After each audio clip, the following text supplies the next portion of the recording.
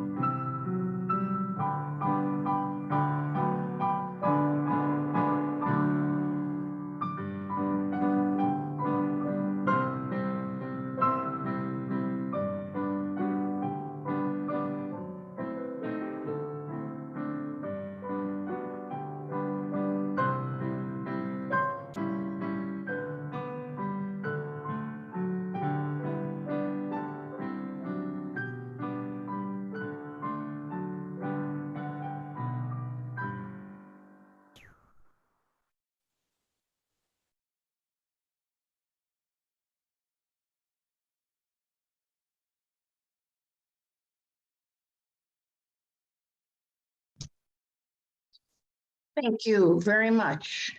I'm struggling here a little bit with my mute and unmute, but I will be with you in a moment. It is chalice lighting time now. Before you light your chalices at home, I would like to read the words of Reverend Deborah Falk of the Unitarian Church of Calgary in Canada. We light this chalice to find inner peace, love for each other, and faith in ourselves. We light it also to be welcoming to whomever we meet and kind to all living creatures. Gather around this light of hope as we share sacred time together. And now please join me in the recitation of our affirmation. Love is the spirit of this fellowship, and service is its law. This is our aspiration, to dwell together in peace, to seek truth in love, and to help one another. Now is the time to light your chalices at home.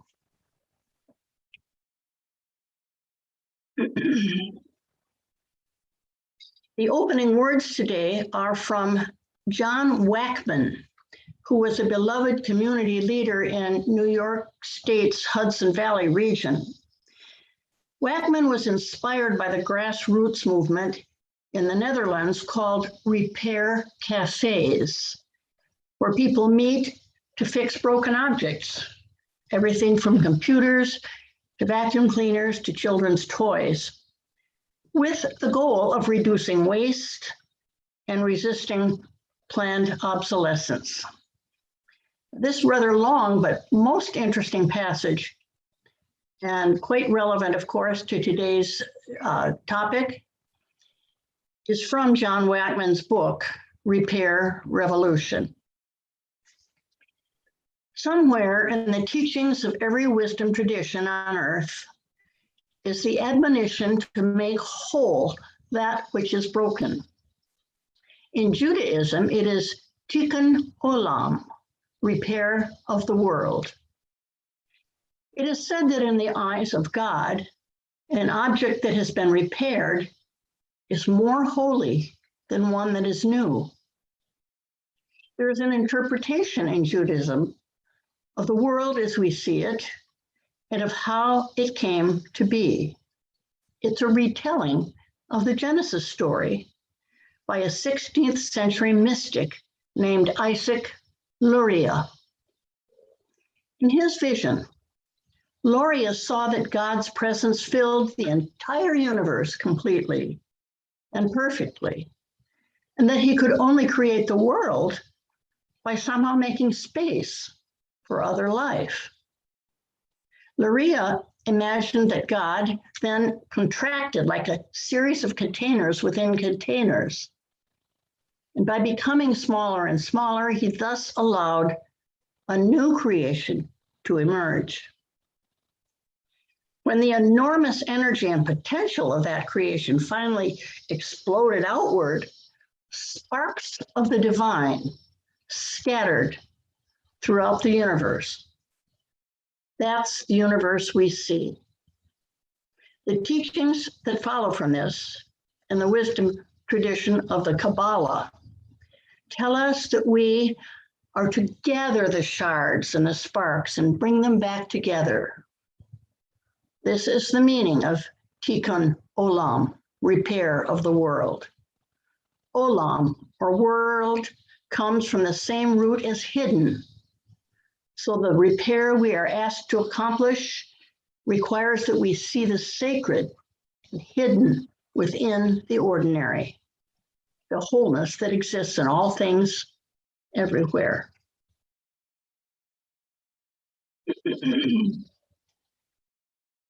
Now it's time for our Book of Life. We have a long tradition here at UUFCC of sharing our joys and sorrows and life milestones by entering them into a Book of Life. Of course, because of the pandemic, we've had to modify this tradition. So the way it works now is that you email your joys and sorrows and personal milestones to bookoflife@uufcc.org, no later than the Saturday prior to the service. Then the worship associate will read your message to the congregation on Sunday. No joys or sorrows have been mailed to me this week, but I would like to suggest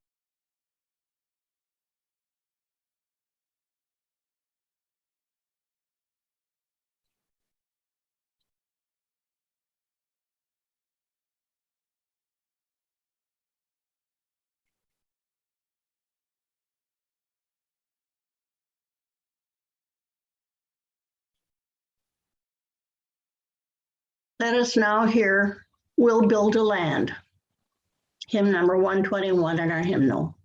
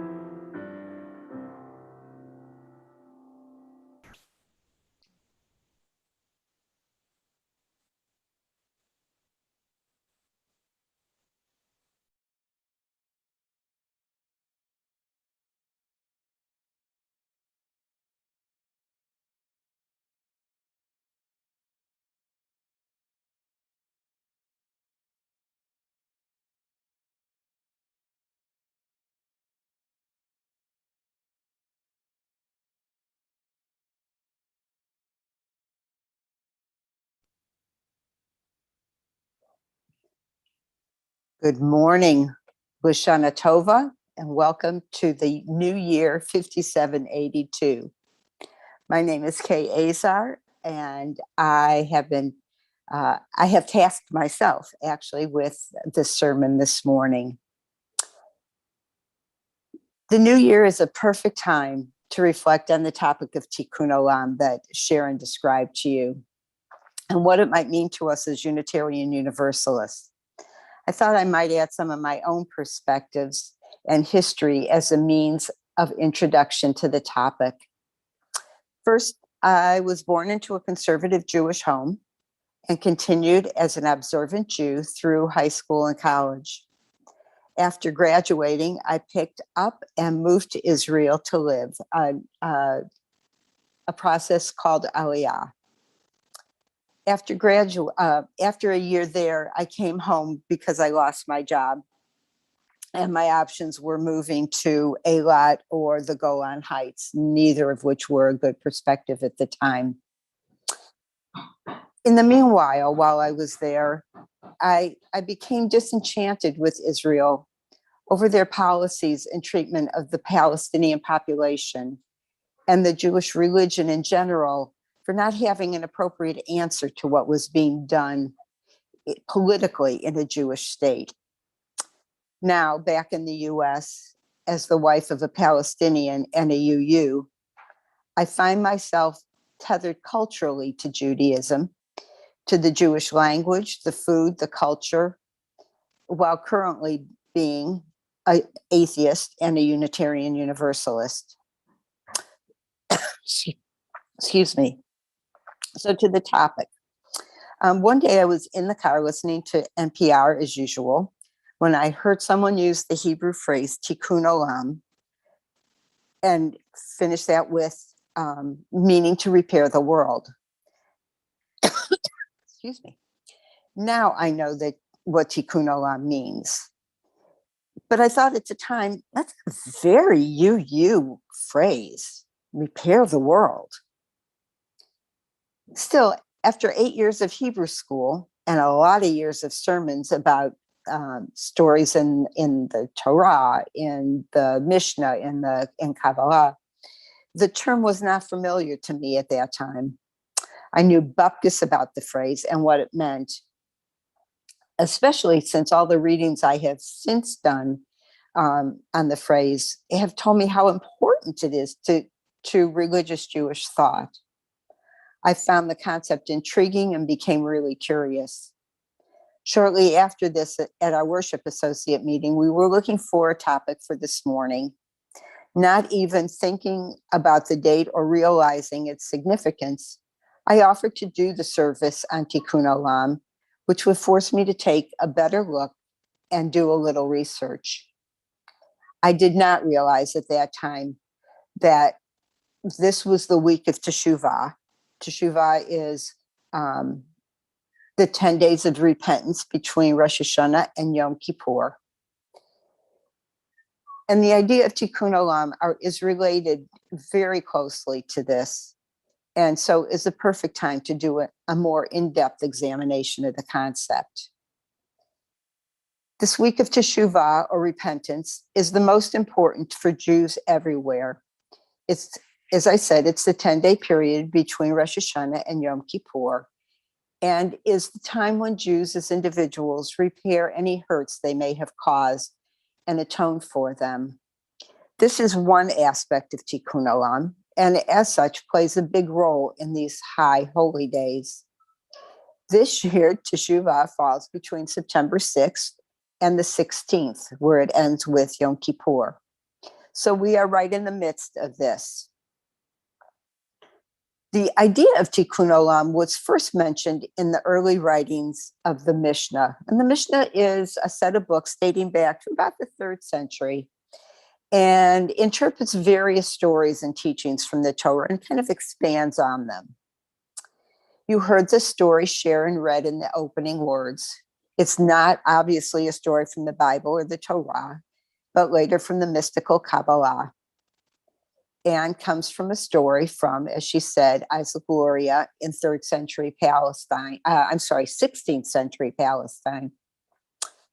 If you remember, that was a time of the Spanish Inquisition, which was forcing Jews to convert to Catholicism or be executed or expelled from Spain. Many were expelled to regions in Europe and the New World, maybe even less hospitable to Jews. This newer interpretation that Luria puts forth is now the most recognized use of the phrase Tikkun Olam, and was conceptualized as part of the story of how the world began, the Jewish Big Bang Theory, if you will. And the myth that the myth coincided with the Inquisition is no accident. Rabbi Luria wrote this myth as a way to give direction to Jews as they dispersed throughout the European diaspora and into parts of the New World. It used the broken vessels metaphor as written by Rabbi Luria in the wake of the expulsion of Jews from Spain by Isabella and Ferdinand and the destruction of Jewish life in Spain. And it was then that Rabbi Luria offered a mystical alternative to the creation of the world.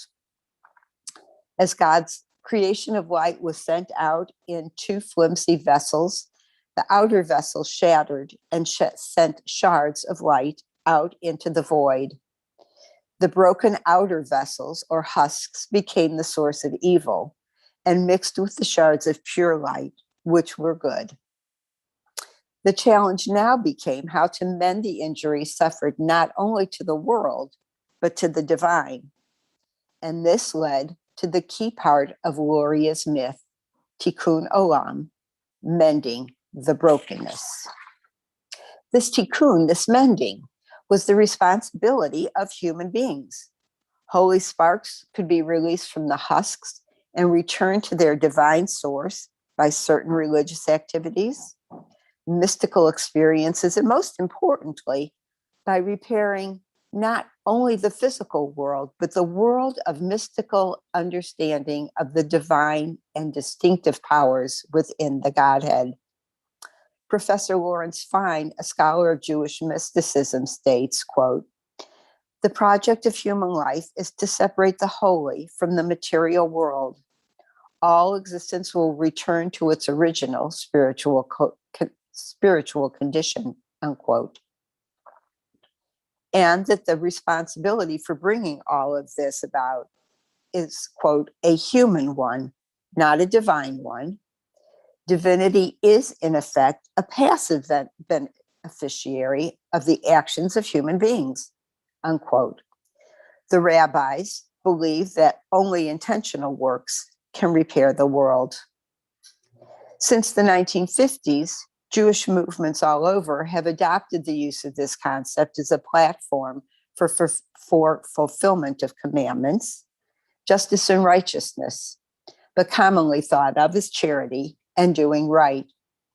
In examples around the turn of the last century, the concept was used in other movements like psychoanalysis, socialism, and communism.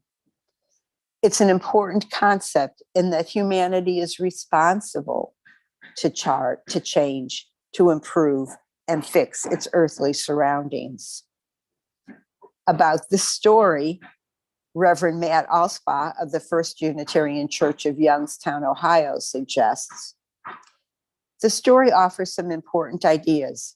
First, it is God, not humanity, who made the original error, the original sin, in packaging the primordial light in fragile vessels. It was, after all, God's first day on the job of creation, and so it's really no surprise that God messed up. But God is resourceful.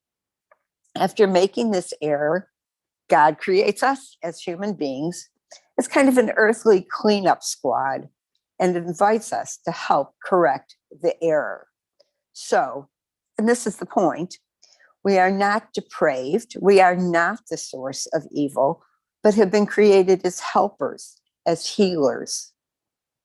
Reverend Alspaugh goes on to remind us that this was written as Jews were being expelled from Spain, and the myth gave them a mission, a reason for existence, a holy purpose, if you will. They saw that they were dispersed to better do the job of repairing the world. The myth has been interpreted in more modern times as a call to Jews to work for justice, for social change and environmental restoration. Thinking of tikkun olam in very tangible ways, getting out on the streets and in the state houses, working to heal the world, to make it a better place for everyone. The phrase is used often when discussing issues of social policy, ensuring a safeguard to those who may be at disadvantage. The message figures prominently in the Lurianic account of creation. This is a very compelling sentiment, one that beats strongly in Unitarian Universalist hearts as well, I believe. I hear our principles in this, the inherent worth and dignity of every person, justice, equity, and compassion in human relationships, and the goal of world community with peace, liberty, and justice for all. I see it in practice, not only in our fellowship, but at the larger organizational level. Reverend Kate Lohr, UU minister at the Quimper Unitarian Universalist Fellowship, sees this brokenness, this going of things awry, the cracking and breaking of our bodies, hearts, and spirits, and what to do about it as a religious question. Because part of what religion does is help us all make sense of things cracking and breaking in our lives. She reminds us that though the idea of tikkun, through the idea of tikkun olam, we have been created as God's helpers, working to gather the lights, mend the lights, mend the brokenness, and return to each other. This story has been told over generations, reminding not only Jews, but us, that our purpose in life is to keep repairing the fractures that keep us apart. I find this is the most compelling sentiment, one that seems to beat strongly in UU hearts as well. The things feel so broken right now that our hopes for ever mending the separate shards of light seem like pipe dreams at times. So back to the references of high holy days in this week of Teshuvah and Tikkun Olam. Healing the world, says Reverend Elizabeth Green, a retired UU minister from Boise, Idaho, is part why the Jewish practice of repentance or teshuvah during the 10 day happens between the 10 days between Rosh Hashanah and Yom Kippur. Rabbi Dan Fink reminds us of what is at stake. What is at stake is our spiritual self-examination and taking that seriously. He notes, quote, the month of Tishrei, amazingly, corresponds to the astrological sign of Libra, symbolized by scales. The world hangs in balance constantly between good and evil. During these 10 days, we are constantly called and recalled to the profound responsibility we have to save the world by choosing good. Every time each one of us chooses a good deed, we affect the balance just a little, unquote. This practice of repentance is a complex of the inner and of the outer, which can be interwoven in three paths. Gifts of charity or works for justice, at least on the surface, are outer acts. Changes in our conduct can be seen the same way. But neither of these can be done in the spirit of turnaround unless they are supported by the third path, a solid foundation of humble, honest self-examination. For me, this is the hardest part. I can easily tick off what I've done wrong. I can put my ego on hold for a few minutes or short periods to say I'm sorry and really mean it. But changing my external conduct and my internal conduct especially is much harder. I think that those of us who do not believe in prayerful supplication to a divine spirit have a harder job of finding a way to make these inner changes. It seems so easy to beg God's forgiveness or ask for God's help to do something and believe that this omniscient being will indeed help us, forgive us, and give us the tools we asked for, just because we asked for them. It can be done, though, Reverend Green says, quote, for humans have for millennia been finding, affirming, and acting upon our noblest selves, unquote. We forgive ourselves and begin again in love, as Jewish tradition says. Once we have done the reckoning, we must decide for yourself, how to carry it out into the rest of the world. Spiritual and psychological stock taking leads up to a change of conduct that we might be looking for. We look at this imperfect world of ours and see where our acts of charity and justice can make a difference. Remember that, like God, we are imperfect. So this is the perfect time to take a moral inventory and repair past mistakes. Doing so puts us in right relationship to ourselves, our communities, and, if you are so disposed, with God. For we cannot address brokenness outside of ourselves until we repair the brokenness within ourselves. We all stand to gain from such practice repairs. Undergoing this ritual of making things right, being in right relationship every year, regardless of the time of the year, it doesn't have to be right now, helps heal the soul, heal relationships, and as inner wounds heal, so does the world. As Reverend Lori says, quote, I invite you to use the days remaining, at least, to reflect on the state of your soul, to make or accept those apologies, and make amends and repairs needed in the cracks in your life.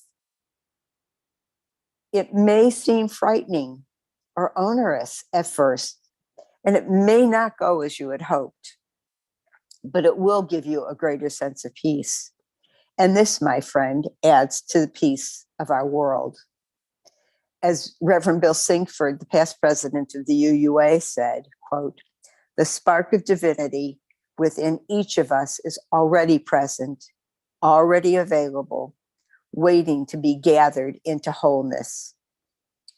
Tikkun Olam is possible because the love is already present, already a potential within us, just waiting to be revealed and allowed to shine forth, unquote. This is part of our universalist message. He goes on to say, quote, that one strand of the theology that undergirds our affirmation of the inherent worth and dignity of each of us, the shards of light, the spark of divinity, is inherent, built in, not optional, not a choice for any of us. And so our first principle says, inherent. To paraphrase Reverend Leslie Ahuva Fales of the Unitarian Universalist Fellowship of Fairbanks, Tikkun Olam is the essence of Yom Kippur, repairing the world, one person at a time. May the wisdom of the sages and our inherited faith sustain us through this hard and miraculous life journey. Thank you.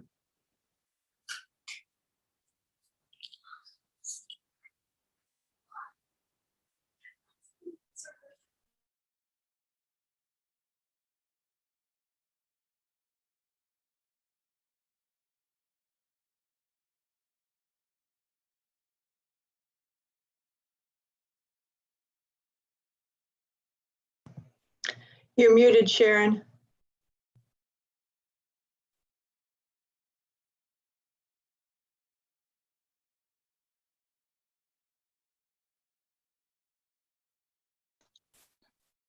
I apologize to all of you. I'm a little shaky this morning on my muting and unmuting. I was just thanking Kay for that really interesting and good message that emphasizes in the creation myth version that she cited the fallibility of God and the responsibility that we all have to be part of the repair of the world. Thank you again, Kate. It's now time for the offering. It's a sacrament of the Free Church and is supported by the generosity of all who join with us. There are several ways that you can give these days, in these days of pandemic. You can mail your checks to the office, drop them in the mailbox there at the church, or you can call the office and make other arrangements. Or you can make donations through the Venmo app made out to UUFCC offering. You can also make a donation to places other than the operating fund, such as our Second Helping, for example, which supports the Harry Chapin Food Bank and 2 local food pantries, CHAPS and Meals on Wheels. Be sure in all of these cases, such as the Second Helping, that you indicate your intention on the check's memo line, as opposed to it's going to the operating fund. Your generosity is always appreciated. And by the way, if you're with us for the first time, please don't feel obligated to make a contribution, because today you are our guest. Now is the time to highlight UUFCC special events and activities. If you have a fellowship event to highlight that you would like mentioned during the service, please email your request again to bookoflife@uufcc.org. And remember, of course, do read your weekly copy of the updates, where you can see how active we are here, even during the pandemic, and see how it offers you a calendar and links for connecting via Zoom. It's an essential way that we all stay in contact when we're not in physical proximity. Besides, Mary Jane's musings are sometimes quite enlightening and surprising, particularly the images she finds, very worthwhile. All that said, I have received no announcements. So we now come to the end of this service. I'd like to remind you that you can stay on the Zoom here on this link to enjoy a time of social interaction. once we turn off the YouTube recording. Please do wait though until we let you know it's okay for you to unmute. Our closing words. Closing words. They're from a book called Mended, Thoughts on Life, Love, and Leaps of Faith by another inspirational writer called Anna White. Here are Anna White's words. Being broken isn't the worst thing. We can be mended and put together again. We don't have to be ashamed of our past. We can embrace the history that gives us value and see our cracks as beautiful. Now, please join me in our traditional recitation as you extinguish your chalices at home. We extinguish this chalice, but not the light of hope, the fire of commitment, or the warmth of community. May those ideals shine in our lives and warm our hearts until we are together again. Now, Kay will lead us in a final benediction.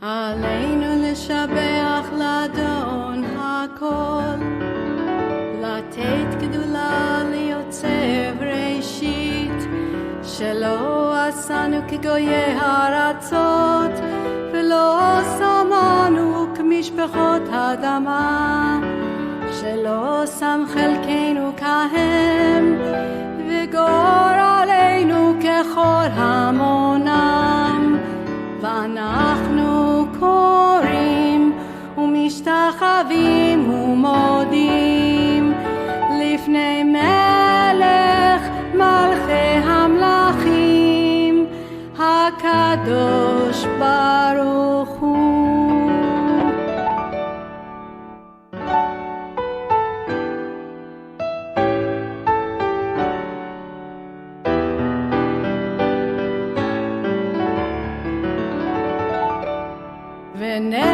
ונאמר והיה